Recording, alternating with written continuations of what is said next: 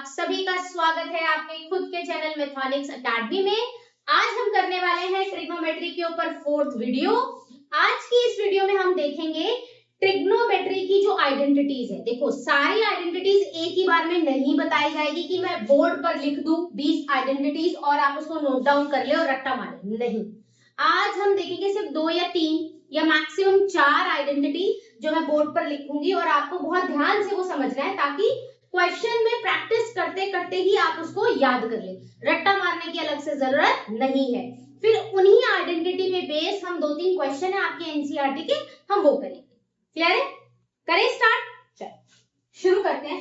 पहला क्वेश्चन देखो, हमने कल किया था ये, हमारी प्रीवियस वीडियो में ये मैंने क्वेश्चन किया था और मैंने कहा था हम ये दोबारा करेंगे जब मैं आपको आइडेंटिटी पढ़ा दूंगी। ट्रिग्नोमेट्री की कुछ आइडेंटिटीज अगर मैं बता दूंगी तो उसके बाद हम ये क्वेश्चन करेंगे। चलो देखो जरा, साइन स्क्वायर थीटा प्लस में cos square theta is always equal to 1। Condition apply. Condition क्या अप्लाई है इसमें कि ये जो थीटा है, ये जो एंगल है, दोनों का एंगल कैसा होना चाहिए? सेम होना चाहिए, इक्वल होना चाहिए। जैसे अगर मैं लिख दूं sine square 45 degree plus cos square 45 degree, तो आंसर क्या आ जाएगा? 1 आ जाएगा। मुझे कुछ भी करने की जरूरत नहीं है। लेकिन अगर मैंने इसी को ऐसे लिख दिया, मैं लिख दूं sine square 30 degree plus cos square 45 degree, तो क्या ये 1 के इक्वल होगा? नहीं, ये 1 के इक्वल नहीं होगा। ये फॉर्मूला कहता है दोनों एंगल सेम होने चाहिए। क्लियर है इतनी स्टोरी? क्लियर है इतनी स्टोरी? चलो अब आगे देखो। अब मैंने ना कुछ और करना है, देखो ध्यान से। यहाँ देखो, मैं ना साइन स्क्वायर को बचा कर रखना चाहती हूँ। क्या मैं इसको लिख सकती हूँ 1, इसको उधर शिफ्ट करेंगे तो माइनस कॉस स्क्वायर थीटा। तो कहीं पर अगर मुझे पिक्चर में साइन स्क्वायर थीटा दिखाई दे रहा होगा, उसकी जगह हाथी लिख सकते हैं। क्लियर है ये बात? सिमिलरली इसको कॉस के साथ काम करते हैं। Cos square theta 1 minus sign square theta हो जाएगा। यानी एक ही फॉर्मूले से 2 नए फॉर्मूले हमारे बनकर आ गए। क्लियर है स्टोरी? क्लियर है स्टोरी? अब ये वाला क्वेश्चन देखो। कल हम ये क्वेश्चन कर रहे थे, है ना? कल हम ये क्वेश्चन कर रहे थे, क्या था? 1 plus sine theta 1 minus sine theta upon में 1 plus cos theta 1 minus cos theta. और मैंने सिखाया था कि ये a है और ये b है, तो a प्लस b, ये a है ये b है, a माइनस b किसके बराबर होता है? a square minus b square के। तो इसका मतलब मैं लिख सकती हूँ इसको 1 माइनस 1 स्क्वायर और साइन स्क्वायर थीटा, a का स्क्वायर माइनस b का स्क्वायर। सेम, ये a है ये b है, a प्लस b, ये a है ये b है, a minus b which is equal to a square minus b square. तो क्या मैं इसको लिख सकती हूँ 1 का square minus cos square theta. इसको क्या लिख सकते हैं? 1 माइनस साइन स्क्वायर थीटा। क्या इसको लिख सकते हैं 1 minus cos square theta? Yes और नो। इतनी बात स्टोरी समझ आई है? यहां तक तो क्लियर है, कोई टेंशन की बात ही नहीं है। अब जरा पिक्चर में देखो, मैंने एक चीज सिखाई है। पिक्चर में देखो, जो अभी अभी मैंने सिखाया 1 माइनस साइन स्क्वायर थीटा की जगह मैं क्या लिख सकती हूँ? Cos square theta. 1 minus sign square theta की जगह मैं क्या लिख सकती हूँ? Cos square theta. 1 minus cos square theta की जगह मैं लिख सकती हूँ साइन स्क्वायर थीटा। ये मैंने अभी अभी ट्रिग्नोमेट्री आइडेंटिटी से सीखा।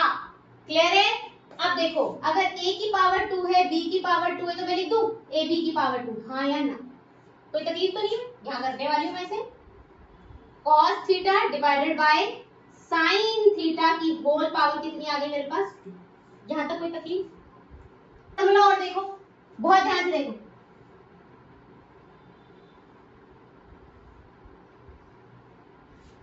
tan थीटा अगर कहीं पर लिखा है तो मैं लिख सकती हूँ इसको sine theta divided by cos theta. ये याद करना है आपको। Similarly cot theta. अब मैंने क्या कहा था, tan का उल्टा होता है cot थीटा। फर्स्ट क्लास में सिखाया था ना, tan का उल्टा होता है cot थीटा। इसका मतलब इसका उल्टा करेंगे तो क्या आ जाएगा, cos theta divided by sin theta. इसका मतलब है अगर कहीं पर sin बाय cos लिखा हुआ है तो मैं उसको tan थीटा लिख सकती हूँ, या अगर कहीं पर tan थीटा लिखा हुआ है मैं अपने काम के लिए उसको sin theta divided bye cos theta लिख सकती हूँ, दोनों तरफ से। ओके, ऐसे ही कहीं पर अगर मुझे दिखाई दे रहा है cos theta by sin theta है, मैं उसकी जगह cot थीटा अपने काम के लिए लिख सकती हूँ। सिमिलरली अगर कहीं पे cot थीटा लिखा हुआ है, मैं उसकी जगह क्या लिख सकती हूँ, cos theta divided by sin theta. Clear है? अब देखो अपने पिक्चर में, क्या तुम्हें यहाँ पे cos theta divided by sin theta दिखाई दे रहा है? क्या मैं इसको cot थीटा लिखूं? हाँ या ना? कोई तकलीफ नहीं? बिल्कुल नहीं। ये देखो, इसको लिख दिया मैंने cot थीटा और इसकी पावर कितनी है, हाँ या ना? क्लियर है? अब क्वेश्चन पे चलो वापस।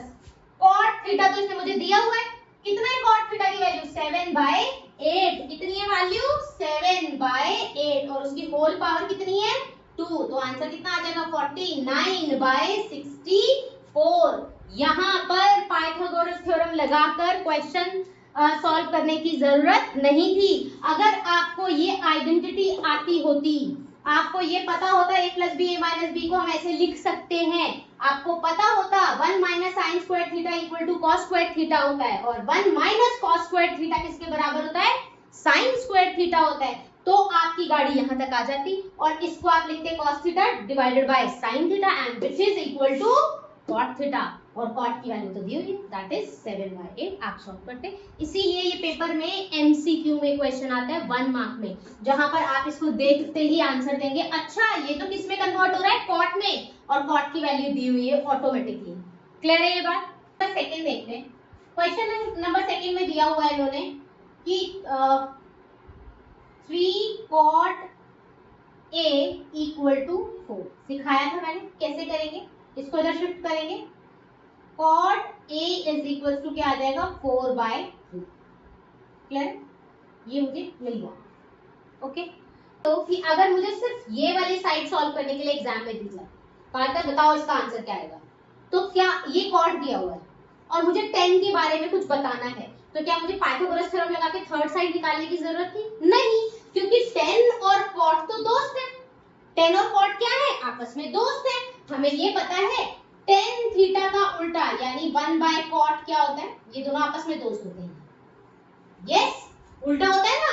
अगर tan की वैल्यू, अगर cot की वैल्यू 4/3 दी हुई है तो tan की क्या हो जाएगी, tan की क्या हो जाएगी, अगर cot थीटा मुझे कितना मिला हुआ है 4/3, तो tan कितना हो जाएगा उसका उल्टा, दैट इज 3/4।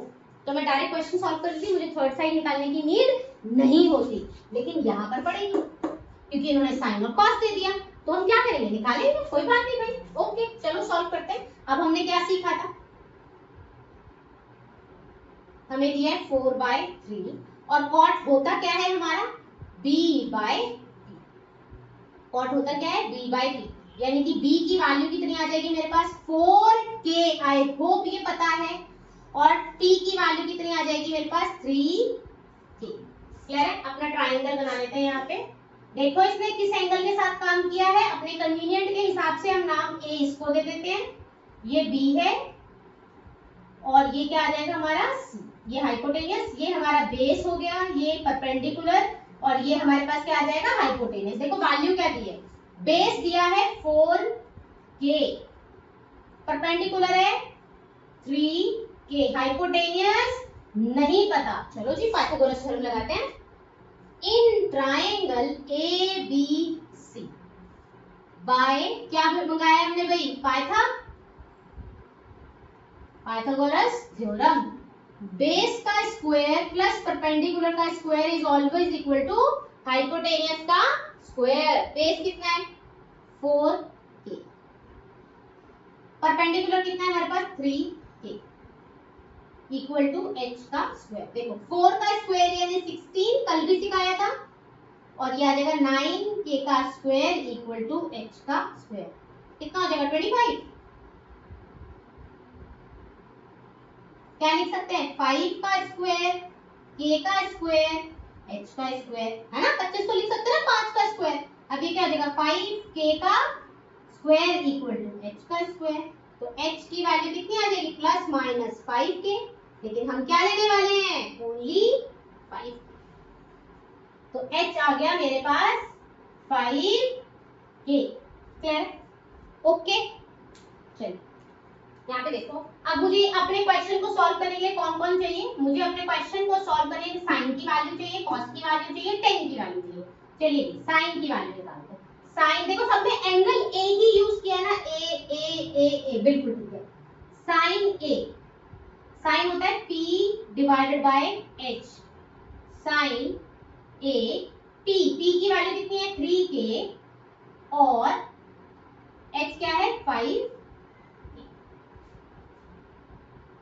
साइन हो गया। अब क्या चाहिए मुझे कॉस चाहिए। ये k से k कैंसिल हो जाएगा, आंसर कितना आ जाएगा 3/5। कॉस ए, कॉस ए की वैल्यू क्या होती है b बाय h। अब b बताओ मुझे क्या है, b मेरे पास है 4k और h मेरे पास है 5k, कैंसिल होकर के आ जाएगा 4/5। चलो जी कॉस की भी आ गई और एक 10 को और बुला देते हैं 10a। 10a की वैल्यू क्या होती है p by b, p by b। p कितना है मेरे पास 3k और b कितना है मेरे पास 4k, कैंसिल आउट होगा, आंसर आ जाएगा 3/4। ओके मेरे पास सबकी वैल्यूज आ गई, बिल्कुल आ गई। अब मुझे क्या करना है इसके अंदर, इस हाथी के अंदर साइन कॉस और टेन की वैल्यू रखनी है और फिर देखना है कि आंसर क्या आता है। अब फिर देखते हैं कि हमारा राइट हैंड साइड और लेफ्ट हैंड साइड इक्वल आता है या नहीं आता। पहले हम ले लेते हैं अपना left hand side, that is 1 minus 10 square A upon में 1 प्लस 10 स्क्वायर ए। चलो भाई बताओ 1 माइनस 10 की वैल्यू बताओ कितनी, 3/4 और उसका स्क्वायर चाहिए, मैं 3/4 का क्या चाहिए स्क्वायर चाहिए, डिवाइडेड बाय 1 प्लस 3/4 का स्क्वायर क्या हो जाएगा 1 माइनस 3 का स्क्वायर यानी 9, 4 का मतलब 16। ऐसे सेम 1 प्लस 9/16। अगेन क्या सिखाया था पिछली क्लास में, जब भी कोई इस फॉर्म में हमें दिखाई देता है तो हम छोटे बच्चों की तरह क्या लेते हैं एलसीएम। लो यहाँ पर एलसीएम क्या आएगा 16, ऊपर वाले का एलसीएम कितना आ जाएगा 16। आई होप एलसीएम लेना आता है। नीचे देखो क्या आएगा, नीचे का भी एलसीएम कितना आ रहा है 16 और यहाँ पे आएगा 16 प्लस में 9। 16 माइनस 9 कितना होता है 7 अपॉन में 16, ये कितना आ जाएगा 25 डिवाइडेड बाय 16। क्या सिखाया था यहाँ पर, मैंने सिखाया था कि ये होता है A, ये होता है B, ये होता है C और ये होता है D और ऐसे में काम कैसे करते हैं, ये ऊपर चला जाता है, सिखाया था। और क्या होगा आगे, आगे क्या होने वाला है, आगे हो जाएगा A बाय B, सबसे नीचे वाली टर्म सबसे ऊपर जाएगी और ये रेसिप्रोकल हो जाएगा ऐसे। सिखाया था ना कल की क्लास में सिखाया था मैंने। तो सेम यहाँ पे काम करेंगे तो क्या होने वाला है देखो 7/16। अब ये सबसे ऊपर जाएगा तो क्या आएगा 16 अपॉन में 25, ये कट जाएगा, आंसर आएगा 7/25। इसका मतलब इसकी ये वाली साइड तो कितनी आ गई 7/25। अगले देख लेते हैं, राइट हैंड साइड देख लेते हैं। राइट हैंड साइड पे लिखा है उन्होंने cos square a minus sine square a। cos square, cos की वैल्यू बताओ कितनी है, cos यहाँ पे है 4/5, तो 4/5 का स्क्वायर और साइन की कितनी है ये 3/5, 3/5 का स्क्वायर, ये कितना हो जाएगा 16/25 minus 9/25 which is equals to 7/25। क्या राइट हैंड साइड इक्वल आई है लेफ्ट हैंड साइड के, ध्यान से देखिए, क्या राइट हैंड साइड इक्वल आई है लेफ्ट हैंड साइड के, बिल्कुल बिल्कुल ये ट्रू है, ये ट्रू है। Right hand side is equal to left hand side, true आया है हमारा, दोनों में ही आंसर कितना आया 7/25 एंड 7/25। अब तुम्हें क्या समझ आ रहा है इन सब चीजों से, एग्जाम में आपको ऐसे कोई ट्रिग्नोमेट्री रेशियो दिया जाएगा जिसकी शक्ल या तो ऐसे दे देंगे या ऐसे बिगाड़ के देंगे जरूर, ठीक है। आपको एक ट्रिग्नोमेट्री रेशियो दे देंगे और उसके साथ में ऐसा कोई एक्सप्रेशन दे देंगे और कहा जाएगा चेक करो या इवैल्यूएट करो, तो आपको क्या करना है, थोड़ी सी अपनी ऑब्जर्वेशन को बढ़ाना है और देखना है कि क्या थर्ड साइड निकालने की जरूरत पड़ रही है। अगर हाँ तो थर्ड साइड निकालो, पाइथागोरस थ्योरम यूज करो। फिर जो जो वैल्यू की जरूरत है, जैसे यहाँ पे जरूरत थी साइन की, कॉस की, टेन की, हमने सबको निकाला और उनकी वैल्यूज को पुट कर दिया। और फिर उसके बाद क्या इंपॉर्टेंट होता है यहाँ पे, एलसीएम लेना। एक छोटे बच्चे की तरह मैं हर चीज लिखकर इसीलिए बता रही हूँ ताकि आपकी कोई गलती ना हो। ट्रिग्नोमेट्री को हुआ बनाया हुआ, लेकिन ये ट्रिग्नोमेट्री में ऐसा कुछ भी टफ नहीं है। आपको 2-4 आइडेंटिटीज आनी चाहिए। 8th स्टैंडर्ड की स्क्वायर वाली जो आइडेंटिटी नहीं पढ़ी थी अलजेब्रा में, a + b की whole power 2, a square b square a - b की होल पावर 2, ये एक दो आनी चाहिए। बच्चों की तरह एलसीएम निकालना आना चाहिए और आंखें थोड़ी खुली होनी चाहिए कि भाई आपको इसको सॉल्व करने की जरूरत है या डायरेक्टली आप वैल्यू रख सकते हैं। जैसे यहाँ पर आपको थर्ड साइड निकालने के लिए जरूरत पड़ी पाइथागोरस थ्योरम की, यहाँ नहीं भी करोगे तो भी काम चल जाएगा। तो ये थोड़ी सी ऑब्जर्वेशन चाहिए, दैट्स इट। ऑब्जर्वेशन, थोड़ा सा हमें एलसीएम निकालना आता हो और आइडेंटिटीज बताओ, दैट्स इट। ठीक है, चलिए नेक्स्ट क्वेश्चन देख लेते हैं। This is very very important question, very important. देखो बच्चे हमें अक्सर गलतियां करते हैं, मुझे नहीं समझ आता क्यों, तो आपने बहुत ध्यान से देखो क्या है। मुझे दिया हुआ है 10 a = 1/√3। ओके, सबसे पहले मुझे क्या बनाना है, अपना ट्रायंगल बनाना है और अपनी कन्वीनियंट के हिसाब से, ये a के बारे में बात कर रहा है तो मैं नाम इसको a दे देती हूँ, ये b हो जाएगा और ये c हो जाएगा। ओके, इतना काम तो हो गया। इसका मतलब ये मेरे लिए बेस हो गया, ये मेरे लिए परपेंडिकुलर हो गया और ये मेरे लिए हाइपोटेन्यूज हो गया। जी ठीक है। और 10 किसके बराबर होता है, 10 होता है p/b के बराबर होता है। ओके, तो दोनों को अगर मैं देखूं तो p की वैल्यू आ गई मेरे पास 1 के, शक्ल जो कर दी हो, हाथी गधा घोड़ा, मुझे तो कोई फर्क नहीं पड़ना चाहिए। p = क्या आ गया, √3a। ये तकलीफ तो किसी को नहीं होनी चाहिए। यहाँ पे लिखो, फिर लिखो यहाँ पे, ये क्या है, 1 के, ये क्या है, √3a, और इसके बारे में मुझे नहीं पता। ओके, सॉल्व करें। तीसरी चीज निकालते हैं, वही in triangle ABC by Pythagoras, किसको बुलाएंगे, base square, perpendicular square, hypotenuse. Base कितना है मेरे पास, √3k, इसकी पावर 2 प्लस t क्या है मेरे पास, 1k, इसकी पावर 2 इक्वल टू h का स्क्वायर। अब देखो ध्यान से, पहले भी दिखाया है x और y की होल पावर 2, का मतलब x की पावर भी 2 और y की पावर भी 2। यहाँ पे √3 की पावर 2 और k की पावर 2, इससे ये कट जाएगा तो क्या आएगा, 3k का स्क्वायर। आई होप क्लियर है। तो यहाँ पे क्या आ जाएगा, 3k का स्क्वायर प्लस 1k का स्क्वायर, ये कितना आ जाएगा, 4 इक्वल टू h का स्क्वायर। इसको लिखते हैं 2 का स्क्वायर, k का स्क्वायर, h का स्क्वायर। क्या लिखूं, 2k प्लस माइनस h, और h की वैल्यू क्या आ जाएगी, 2k। मुझे नहीं लगता किसी को मुझे समझाने की जरूरत है, ये कैसे आएगा, ये कितना आ जाएगा तुम्हारा, 2। ओके, मेरा इतना काम तो हो गया डन। ठीक है जी, कहीं और कोई तकलीफ तो नहीं है। अब आते हैं अपने क्वेश्चन, देखो जरा ध्यान से कि इसने मांगा क्या है, ये हम इसको सॉल्व करने वाले हैं। बहुत ध्यान से देखना, मैंने ये सारा काम, इसको एंगल माना, एक इसको माना, उसके हिसाब से किया है। तो यहाँ पर साइन a, फिर आ रहा है cos c। ये देखकर तो मेरा दिमाग कहेगा अरे ये तो c एंगल के साथ काम कर रहा है, ये a के साथ नहीं कर रहा। और यहाँ पर फिर मैं, अरे ये तो ठीक है, ये cos a और ये sin a तो दोस्त है, क्योंकि दोनों सेम एंगल के साथ काम कर रहे हैं। यानी कि अगर इसके लिए बेस ये है, इसके लिए अगर बेस ये है, तो इसके लिए भी बेस यही होने वाला है। क्लियर है इतनी स्टोरी, क्लियर है ये बात। तो ये cos a sin a तो मैं इसकी हेल्प से निकाल सकती हूँ। तो अब बोलो मैम इसकी वैल्यू बताओ।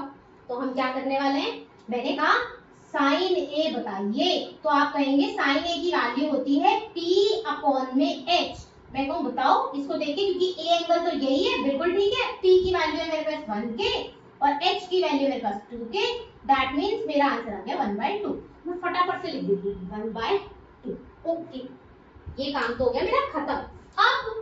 अब cos की वैल्यू बता दो मैम, cos कौन से वाला, a वाला। cos a, cos की वैल्यू क्या होती है b अपॉन में h, तो b बताओ फटाफट से कितना है मेरा √3k और h कितना है मेरे पास 2k, k से k कट गया, आंसर आ गया √3/2। ओके, तो कहाँ है cos, ये मेरा प्लस का साइन, इसकी वैल्यू मेरे पास आ गई √3/2। यहाँ तो नहीं लिखेगा ना कोई √3/2, या यहाँ पे 1/2 तो कोई नहीं लिखेगा, एंगल अलग है, एंगल बहुत ध्यान से। अब देखो कि मैम इनके लिए क्या करें, कोई बात नहीं, इनके लिए भी कर लेते हैं। देखो अब मैंने मानना है इसी ट्राइंगल में कि ये मेरा एंगल है जिसके साथ मुझे काम करना है। ओके, जैसे ही मैंने इसको माना, ये मेरे लिए बन गया बेस विच इज 1k, ये मेरे लिए बन गया perpendicular which is equal to √3k, और हाइपोटेन्यूस तो ऑलवेज 2k। क्लियर है ये बात, इतनी बात क्लियर है सबको, राइट? अब इसको कहां सॉल्व करें, यहां करते, यहां देखो इनकी वैल्यू निकालनी है, साइन c, फिर से साइन की वैल्यू क्या थी p अपॉन में h, और इस ब्लैक वाले को देखो और बताओ p की वैल्यू कितनी है मेरे पास √3k, और h की वैल्यू कितनी है 2k, कट जाएगा और आंसर आएगा √3/2। ये किसकी वैल्यू निकाली है मैंने, साइन c की, देखो कहां साइन c की √3/2।